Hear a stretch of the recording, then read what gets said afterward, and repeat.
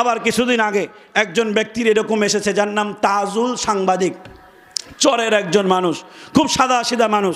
তো এই ব্যক্তি সাদা সিধা মানুষ, কিন্তু সাংবাদিক হওয়ার চেষ্টা করে, গ্রাম মহল্লার ভিডিওগুলো তুলে ধরে, সাংবাদিকের স্টাইলে কথা বলে। তো এই উনার বাড়ি সম্ভবত চর নারায়ণপুর এরকম কোনো জায়গায়। তো উনাকে নিয়ে উপহাস করা হচ্ছে।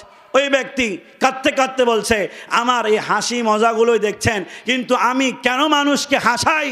কারণ আমি নিজে দুঃখের মধ্যে থাকি, আমি চাই আমার মুখে যেন কখনো দুঃখের ছাপ না আসে, এই জন্য আমি মানুষকে হাসানোর চেষ্টা করি। তারে নিয়ে সমালোচনা, তারে নিয়ে উপহাস করতে করতে এখন ফেসবুক, ইউটিউবে সর্বোচ্চ ভিউ হয় তার ভিডিওতে। আমরা মানুষকে হেয় করতে পছন্দ করি, কিন্তু সেই ব্যক্তির পিছনের ইতিহাস, সেই ব্যক্তির পিছনের কথা আমরা কেউ শুনতে চাই না। কথা বলেন ঠিক কিনা?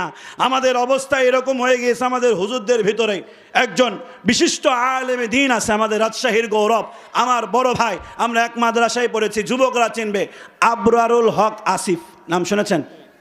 দ্বিতীয় আজহারি, সুন্দরভাবে ইংলিশে কথা বলে, খুব সুন্দর দেখতেও, আবার ইংলিশে খুব সুন্দর কথা বলে। একদল হুজুর তাকে পুষ্পা হুজুর বলে। কি বলে? পুষ্পা হুজুর বলে। কেন? তো কোনো এক আলোচনায় কোনো এক সিনেমার নাম পুষ্পা, যুবকরা মনে দেখেনি, দেখছেন আপনারা গো?